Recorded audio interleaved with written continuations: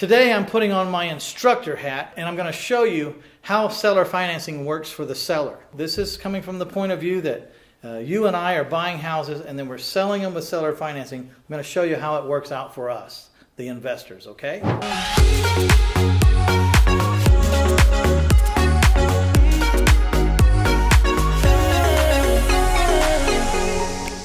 So in this video, I'm going to run through some numbers. Please excuse, I'm not an artist, but I'm going to do the best I can over here. And I'm going to show you how a typical deal works. Just middle of the road deal. It's not a home run. It's not slim. It's just an average deal. And the reason I know all this stuff is, my name's Mitch Stephen. I'm the author of 3 books, My Life in 1,000 Houses series. And I've been buying and selling houses for over 2 decades. And I've been seller financing about 65 to 75% of them over my entire career. So, I may not know everything in the world, but I know a little bit about that. All right, so let's go over the numbers. Now, in a previous video, we had used a rent formula where we backed into a rent. The rent was $1,500. We needed to know what we could sell the house for. And we established through that rent formula that we could sell that house for $165,000. So based on a $1,500 rent, we established that we could sell the house for $165,000. This is important because before you can start to even remotely negotiate on what you want to buy a house for, you got to know what you can sell it for. So you might want to go back and watch that video where I back into the rents to establish the OFV, or the owner financed value. So here we are. We can sell this house for $165,000. I really like to buy houses in such a fashion that when I finish selling those houses, I'm owed twice what I have in it. So let's assume that's the case here, because I do this a lot. Since I can sell this house for $165,000, I negotiated and I can buy this house for $82,500. There's a lot of reasons why people will sell their houses at this kind of discount. We won't go into that minutia now, but as of right now in the conversation, I've got the house under contract for $82,500.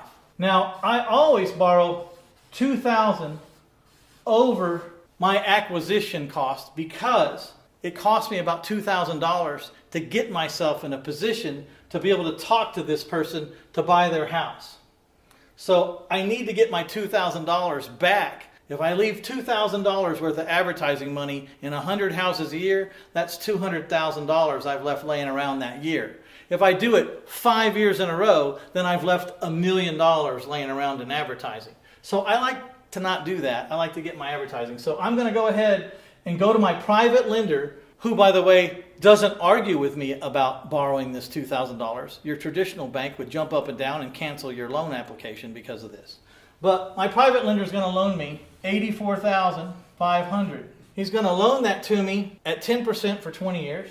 And my payment is going to be $910. That's the acquisition side. I now own the house, and I'm now making these payments to my private lender. So now we're going to go to the sales side. I'm going to sell this house for $165,000, and I'm going to get $16,500 or 10% down, and I do all the time. And so $165,000 minus $16,500 cash down payment, that equals $148,500 that I'm going to carry for my buyer, and I'm going to carry this at 10% for 20 years. And their payment to me is going to be $1,435. So this is what I have going out, and this is what I have coming in. So I've cleared myself a $535 a month positive cash flow. You see that? I've cleared myself $525. How I like to look at it is, and this is important to note, how much money, when I bought this house, how much of my money out of my pocket do I have in this house? Zero.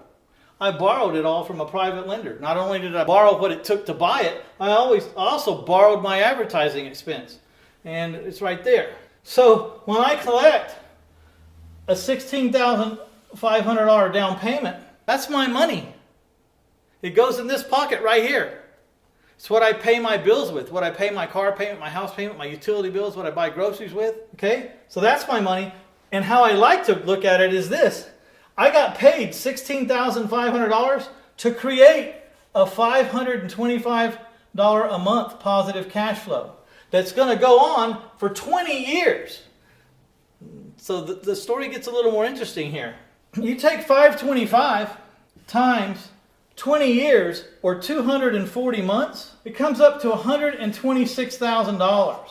That's what I'm owed in the future. If you add this 16.5 plus the 126,000, it comes out to 142.5. I got kind of sloppy there. It comes out to the total profit on this house, potential profit, is $142,500 on a house that I bought for $82,500 and borrowed $84,500 on. Okay? So when I tell you, or if you've heard in the past, or you hear my podcast, or you hear me someplace in statements, say that I'm a multi-millionaire, it's because every time I do one of these houses, I'm making like $142,000, 126 of it, which is owed to me in the future in the form of monthly payments. But I've done this thousands of times in a row. There's hundreds of people that owe me these balances, and if they don't pay me, then I'm going to collect their house back and sell it to someone else. So that's why this business is so lucrative.